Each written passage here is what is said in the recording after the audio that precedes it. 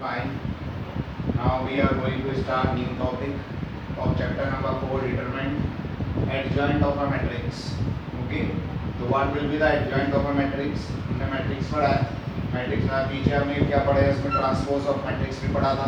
तो transpose of matrix में हम क्या करते हैं, रो और कॉलम को इंटरचेंज करते हैं. ठीक है, तो वैसे ही हमने यहाँ करना है. उसमें अभी पीछे कोफैक्टर भी पढ़े थे, माइनर और कोफैक्टर. अब क्या करेंगे कि उस मैट्रिक्स का कोफैक्टर्स फाइंड आउट करेंगे.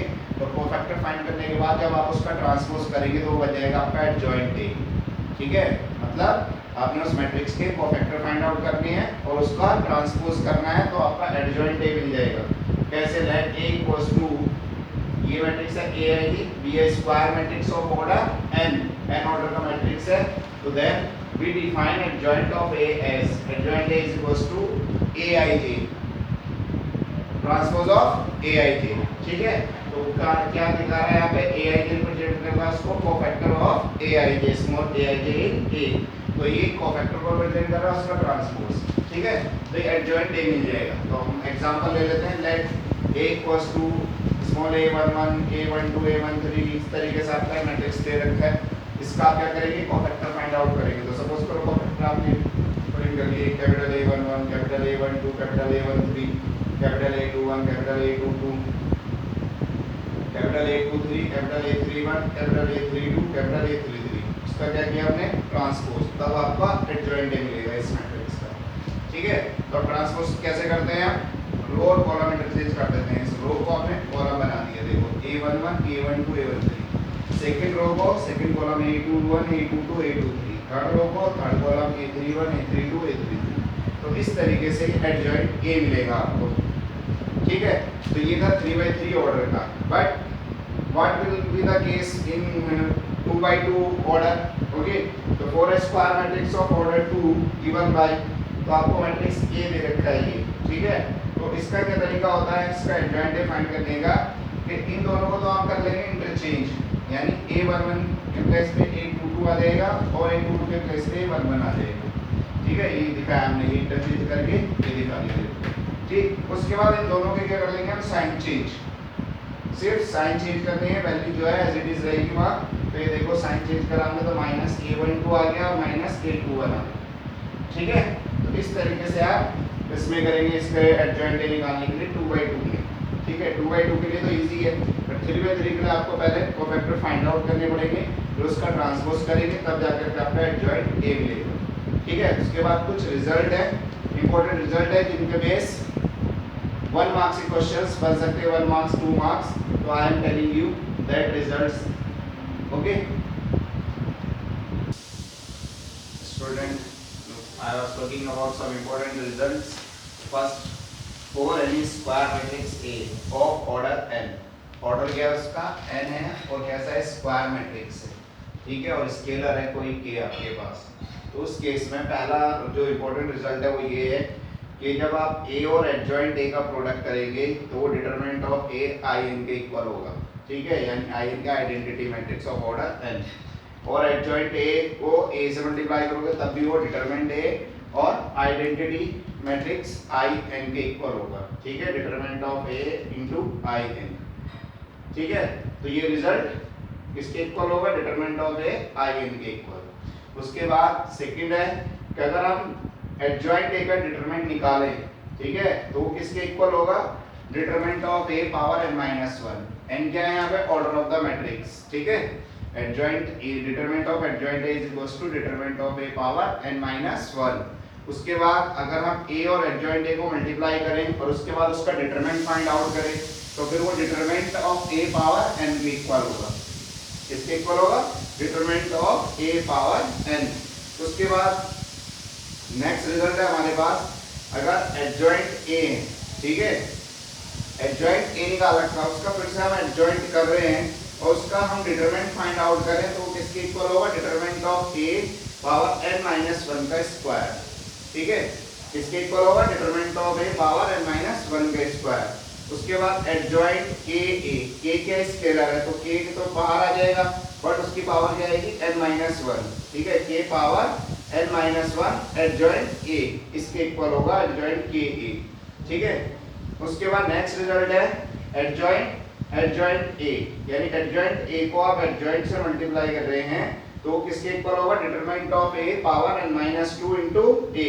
तो ये रिजल्ट याद रखना है आपने। उसके बाद ऐसे एडजॉइंट ए पावर ट्रांसपोज, ठीक है, किसका, कोई ए मैट्रिक्स है स्क्वायर मैट्रिक्स, उसका ट्रांसपोज करा, उसका एडजॉइंट निकाला तो किसके इक्वल होगा, एडजॉइंट ए के ट्रांसपोज के इक्वल, यानी एडजॉइंट ए निकाल के पूरे का ट्रांसपोज कर देंगे आप तो उसके इक्वल आ जाएगा, ठीक है। तो ये कुछ इंपॉर्टेंट रिजल्ट्स हैं। फिर आपके पास सेकंड कंडीशन है कि for any two square matrices A and B for which A B is defined, means उसके कुछ वैल्यू निकल रही है ए बी की, तो उस केस में एडजॉइंट ए बी जो होगा वो इंडिविजुअली एडजॉइंट ए और एडजॉइंट बी के प्रोडक्ट के इक्वल होगा, यानी एडजॉइंट ए बी जो है वो एडजॉइंट ए और एडजॉइंट बी के प्रोडक्ट के इक्वल है। तो इस तरीके से कुछ इंपॉर्टेंट रिजल्ट है जो आपके 1 मार्क्स और 2 मार्क्स के क्वेश्चन के लिए बहुत इंपॉर्टेंट है। Okay student now singular matrix you will tell, okay. तो सिंगुलर मैट्रिक्स ऐसा स्क्वायर मैट्रिक्स होगा जिसका डिटरमिनेंट निकालने पर इक्वल्स टू 0 आ जाए, ठीक है। In square matrix set to be singular if determinant A equals to 0। ये मैंने आपको बताया भी था एलिमेंट्री ट्रांसफॉर्मेशन में, सिंगुलर और नॉन सिंगुलर का केस, ठीक है। तो ये for example a equals to matrix दे रखा है आपको, आपने इसका डिटरमिनेंट फाइंड आउट किया, 8 बन जाए 8 माइनस 4 2 जाए 8, 8 माइनस 8 0। तो इस टाइप का जो भी मैट्रिक्स होगा वो क्या कहलाएगा, आपका सिंगुलर मैट्रिक्स कहलाएगा। क्या कंडीशन है, उसका डिटरमिनेंट इक्वल्स टू 0 आना चाहिए, ठीक है। उसके बाद है non singular matrix. Non singular matrix ऐसा मैट्रिक्स होगा जिसका डिटरमिनेंट नॉट इक्वल्स टू 0 होगा। इसी से हम बताते हैं कि ए इनवर्स एग्जिस्ट करेगा या नहीं करेगा, ठीक है। मैंने बताया था आपका एलिमेंट्री ट्रांसफॉर्मेशन में, ठीक है, एक्सरसाइज 3.5 में, ठीक है। तो ये square matrix set to be non singular if determinant A not equals to 0। Example लिया हमने ये 1 2 3 4 मैट्रिक्स लिया, 4 1 4 माइनस 3 2 6 4 माइनस 6 इक्वल्स टू -2 यानी नॉट इक्वल्स टू 0। तो this is the case of non singular matrix, ठीक। नॉन सिंगुलर मैट्रिक्स का ही हम एलिमेंट्री ट्रांसफॉर्मेशन करके ए इनवर्स निकालते हैं, उसका ए इनवर्स एग्जिस्ट करता है उसमें, ठीक है। उसके बाद थ्योरम आपके पास है कि अगर कोई ए और बी नॉन सिंगुलर मैट्रिसेस होंगे सेम ऑर्डर के, तो उस केस में उनका प्रोडक्ट जो होगा दोनों मैट्रिक्स का ए और बी का या बी और ए का, वो भी नॉन सिंगुलर मैट्रिक्स बनेंगे सेम ऑर्डर के। यानी अगर आपने दोनों ही मैट्रिक्स कैसे लिए, नॉन सिंगुलर मैट्रिक्स लिए हैं ए और बी, और उनका प्रोडक्ट निकालेंगे तो उनका प्रोडक्ट भी कैसा होगा, नॉन सिंगुलर मैट्रिक्स होगा। ये थ्योरम है, ठीक है। उसके बाद थ्योरम नेक्स्ट है determinant of the product of the matrices, यानी प्रोडक्ट ऑफ मैट्रिसेस, सपोज करो दो मैट्रिक्स ए और बी है, उनका डिटरमिनेंट प्रोडक्ट का डिटरमिनेंट यानी ए और बी का प्रोडक्ट हो गया ए बी, उसका डिटरमिनेंट निकालेंगे तो डिटरमिनेंट ए बी किसके इक्वल होगा, product of their respective determinants, ठीक है। यानी डिटरमिनेंट ऑफ ए और डिटरमिनेंट ऑफ बी के इक्वल होगा, that is determinant of A B is equal to determinant of A और डिटरमिनेंट ऑफ बी के इक्वल। और ए और बी कैसे हैं आपके, स्क्वायर मैट्रिक्स है सेम ऑर्डर के। तो इस तरीके से कंडीशंस हैं आपके पास, ठीक है। Student look now theorem number 4, okay. तो एक स्क्वायर मैट्रिक्स ए है और वो इनवर्टेबल होगा if and only if A is a non singular matrix। क्या कंडीशन की, कोई भी स्क्वायर मैट्रिक्स A इनवर्टेबल होगा मींस इनवर्स उसका, ठीक है। तो वो कब होगा, जब नॉन सिंगुलर मैट्रिक्स होगा A, और नॉन सिंगुलर मैट्रिक्स की कंडीशन क्या है कि determinant A not equals to 0 आना चाहिए, ठीक है। तो उसके लिए हमने लेट कर लिया यहाँ पे कि लेट A जो है कोई इनवर्टेबल मैट्रिक्स है ऑर्डर n का, और I एक आइडेंटिटी मैट्रिक्स है जिसका ऑर्डर n है। तो उस केस में स्क्वायर मैट्रिक्स B एग्जिस्ट करता है of order n such that, ये आपने कहाँ पढ़ा था, ये पढ़ा था एलिमेंट्री ट्रांसफॉर्मेशन से पहले मैट्रिक्स में, ठीक है। तो AB equals to BA equals to I के इक्वल होता है।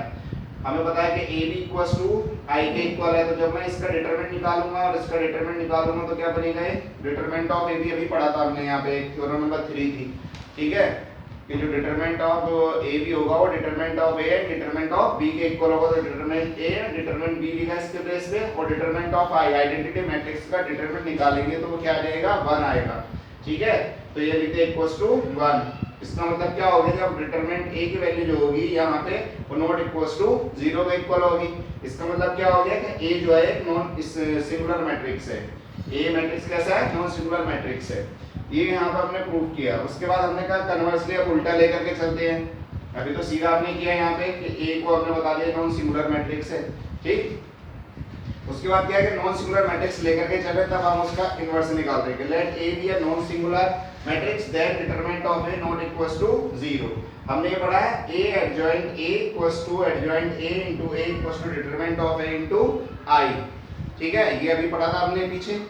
उसके बाद क्या बनेगा, यहाँ पे हमने पढ़ रखा है a b equals to b equals to i, but यहाँ पे b जो है वो किसके इक्वल बनेगा, जैसे हम यहाँ से निकालेंगे तो क्या बन जाएगा, अगर a की वैल्यू निकालना चाहे यहाँ से तो डिटरमिनेंट a इसके नीचे जाएगा 1 upon determinant a adjoint a के इक्वल आएगा। तो ये बन गया आपके पास यहाँ पे a b equals to b a equals to i where b equals to 1 upon determinant of a adjoint a के इक्वल। इसी से ये बना है आपका b वाला टर्म। ठीक है, उसके बाद आ गया 10 a इज इनवर्टेबल। तो इस केस में क्या हो गया, a जो है वो b का इनवर्स होगा, b a का इनवर्स होगा। उस केस में पढ़ा था हमने वहां।